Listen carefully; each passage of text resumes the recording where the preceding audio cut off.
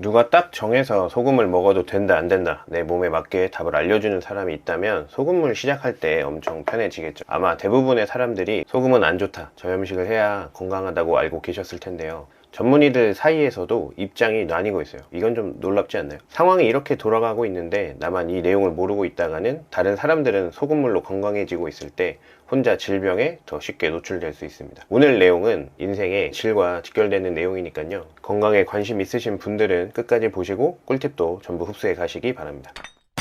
소금물과 소금은 완전 개념이 다른데 이걸 모르면 논쟁 자체가 의미가 없어요. 논쟁에서 가장 먼저 짚고 넘어가야 할 핵심이 있습니다.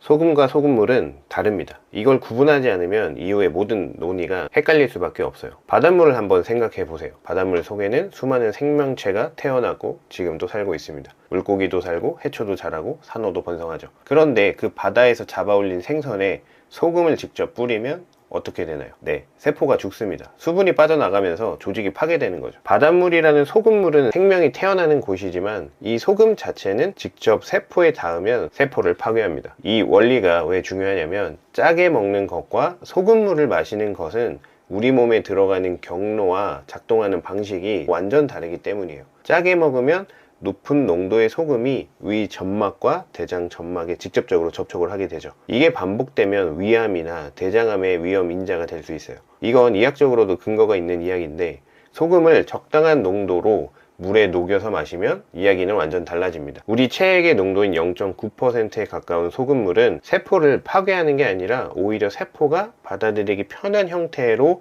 체내에 흡수가 돼요.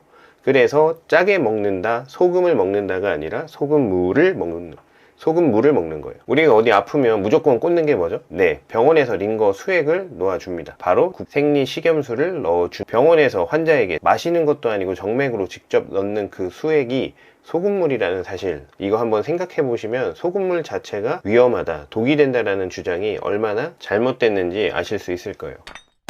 최근 화제가 된 영상에서 가정의학과 의사분이 소금물의 위험성을 경고하셨는데 소금물을 마시는 행위 전체가 위험하다라고 묶어버리거나 그렇게 정보를 이해하신 분들이 많아서 말씀을 드리는 거예요. 짜게 먹는 식습관의 위험성과 적정 농도의 소금물을 마시는 것은 분리해서 정보를 받아들이셔야 돼요. 렌시표 연구에서 소금을 너무 적게 먹으면 오히려 사망률이 올라간다 라는 연구가 있었어요. 앞서 말씀드렸던 영상의 이사분은 치료 기준인 나트륨 하루 2000mg, 소금으로 5g 이하를 지키라고 강조하셨는데, 그런데 바로 이 기준에 대해 세계적 권위의 의학 학술지인 렌싯에 실린 대규모 연구에서 잘못된 주장에 대해서 정면으로 받아칠 수가 있는 거예요. 1개국 약 9만 5천 명을 평균 8년 이상 추적 관찰한 이 연구의 결론은 충격적이었습니다. 하루 나트륨 섭취량 소금으로 환산하면 7.5g에서 12.5 사이가 심혈관 질환과 사망률이 가장 낮은 구간이었습니다. 의사들이 많이 근거로 삼는 기준인데, 이 WHO 권장하는 2g 미만의 섭취한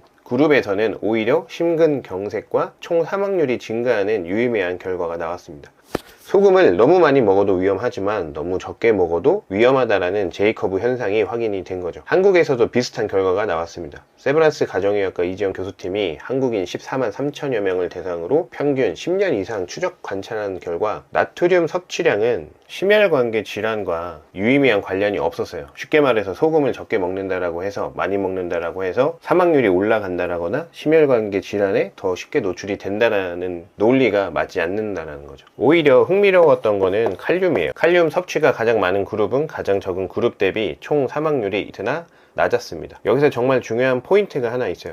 소금 전문가인 박주영 의사가 강조하는 것처럼 몸에 들어온 배출되려면 칼륨이라는 필요해요. 나트륨과 칼륨은 서로 손을 잡고 우리 몸에서 배출되는 구조이기 때문에요. 그래서 밤에 라면 먹고 자면 다음날 얼굴이 붓잖아요. 그 이유는 나트륨 때문에. 나트륨은 들어왔는데 칼륨이 없으니까 내 몸에서 빠져나가질 못한 거죠. 나트륨이 빠져나갈 길이 없었던 거예요. 그래서 라면 끓일 때 우유를 조금 넣으면 붓기가 다음날 덜하다라는 것도 우유에 칼륨이 들어있거든요. 그래서 나트륨만 따로 떼어내서 마녀 사냥을 할 게 아닙니다.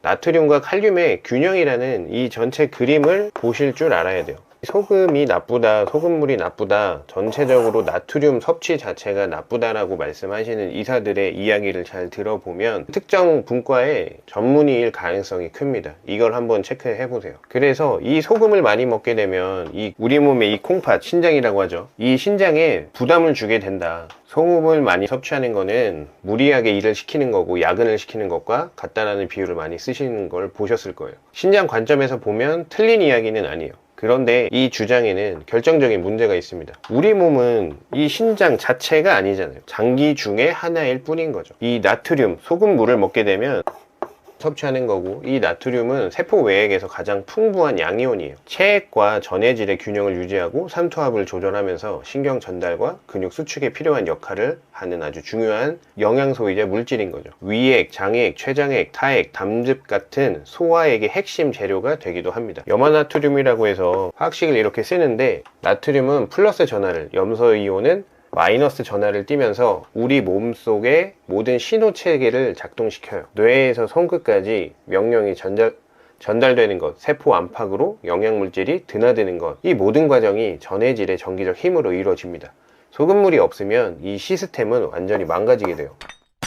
문제는 현대 의학의 분과 체계가 가진 구조적 한계가 있어요. 우리 몸을 각자 다 떼어서 바라보고 해석을 내놓는 거죠. 심장내과 의사는 심장이라는 렌즈로, 내분비내과 의사는 호르몬이라는 렌즈로 같은 몸을 바라보는 거죠. 이분들의 전문성을 부정하는 게 아니에요. 장기와 장기 사이의 연결, 시스템 전체의 균형이라는 관점에서 벗어난 해석일 가능성이 높다라는 거죠. 그래서 이걸 기능 이야기라고 하는데, 제 채널에서 말씀드리는 것도 제가 의사처럼 전문가는 아니지만 이 기능 이야기에 대해서 공부하고 알게 된 내용을 알려드리면서 잘못된 내용들을 짚어드리고 알려드리고자 하는 거예요. 다시 돌아와서 신장 관점에서 보면 소금은 부담을 주는 물질로 비춰질 수 있어요. 그런데 부신 입장에서 보면 코르티솔과 알도스테론 생산에 필수적인 미네랄이기도, 자율신경 관점에서 보면 전해질 균형을 통해 신경 전달을 매개하는 핵심 요소가 됩니다. 그리고 신장에 진짜 부담을 주는 거에 다시 생각해 볼 필요가 있어요. 소금물을 마시면 신장은 필요한 만큼 재흡수하고 나머지를 배출하면 됩니다. 오히려 물과 미네랄을 너무 적게 섭취했을 때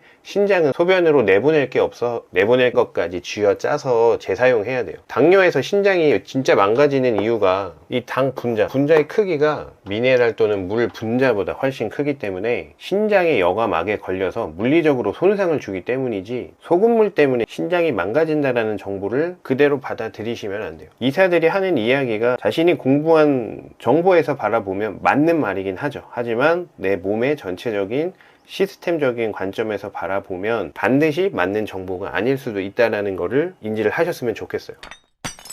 그리고 이 소금 물을 먹게 되면 효과가 있다 없다라는 댓글들을 많이들 보실 텐데, 이 부분은 소금 감수성이라고 해서 사람마다 차이가 존재해요. 하버드 의대에서 발표한 자료에 따르면 건강한 사람 중 3분의 1 정도가 소금 감수성을 가지고 있어요.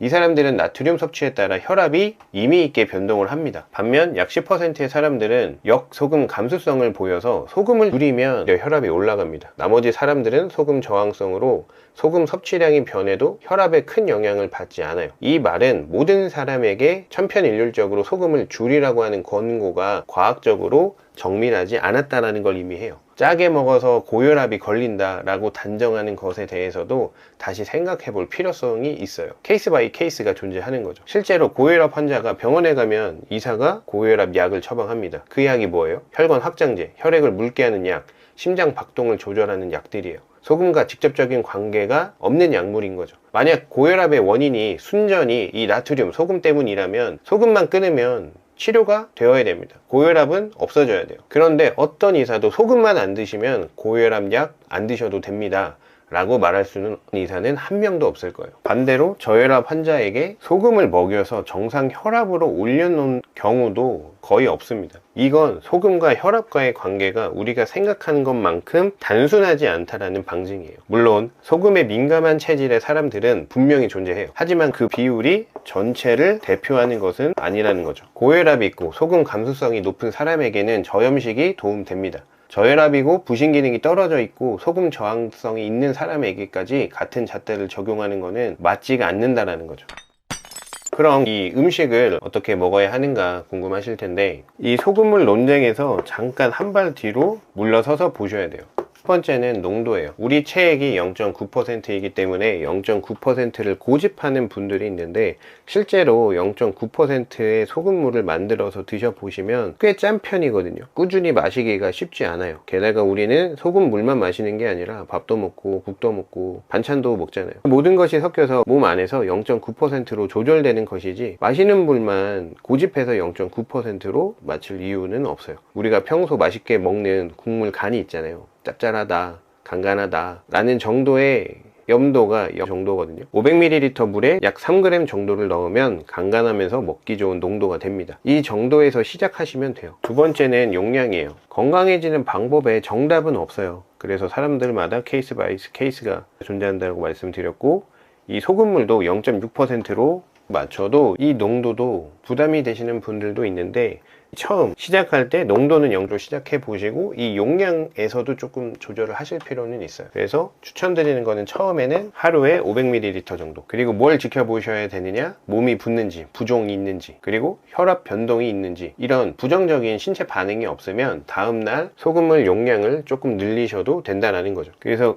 나에게 맞는 소금물의 접점을 찾아가시는 과정이 반드시 필요해요. 남들이, 이사가, 누가 효과가 좋다라고 한 농도나 용량을 굳이 따라가실 필요는 없지만 기준을 잡고 처음에 시작은 하셔야 된다는 거예요. 세 번째는 시간대예요. 소금물을 언제 먹어야 되느냐 관한 이야기인데, 추천드리는 거는 아침 공복입니다. 그리고 따뜻한 물에 드시는 걸 추천드려요. 잠자고 일어나면 밤새 6시간 또는 8시간 동안 아무것도 섭취하지 않게 되죠. 우리 몸은 소변, 호흡, 땀을 통해서 수분과 전해질은 빠져나간 상태가 아침의 몸 상태예요. 아침 공복이야말로 소금물 보충이 가장 효과적인 타이밍인 거죠. 그럼 왜 따뜻한 물이냐? 이 따뜻한 물은 위장을 자극하지 않고 부드럽게 깨워주면서 이 소금물의 흡수율을 높여주거든요. 그래서 찬물보다는 따뜻한 물에 타서 마시면 오히려 짠맛도 덜 느껴지고 조금 더 편하게 드실 수 있어요. 그래서 아침 공복 따뜻한 소금물 한 잔으로 하루를 시작하는 루틴, 이거부터 시작해 보시길 바래요. 네 번째는 소금 종류. 이 소금도 아주 중요해요. 결론만 말씀드리면 천일염이나 간수가 제거된 소금은 좋지 않습니다. 그건 진짜 말 그대로 소금이에요.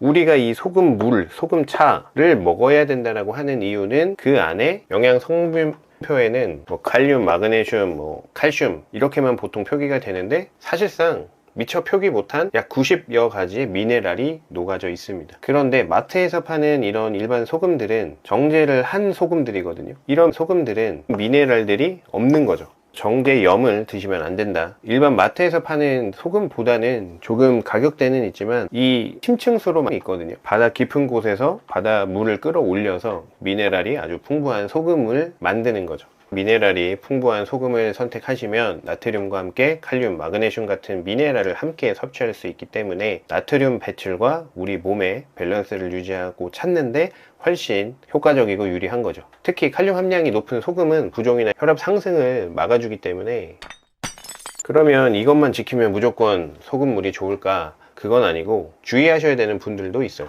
첫 번째는 신장 기능이나 심장 기능이 떨어져 있고 고알도스테론 혈증이나 쿠싱 증후군 같은 특수 질환이 있으신 분들은 이 소금물을 조금 더 까다롭게 보셔야 돼요. 반드시 전문의와 상의 시작하셔야 됩니다.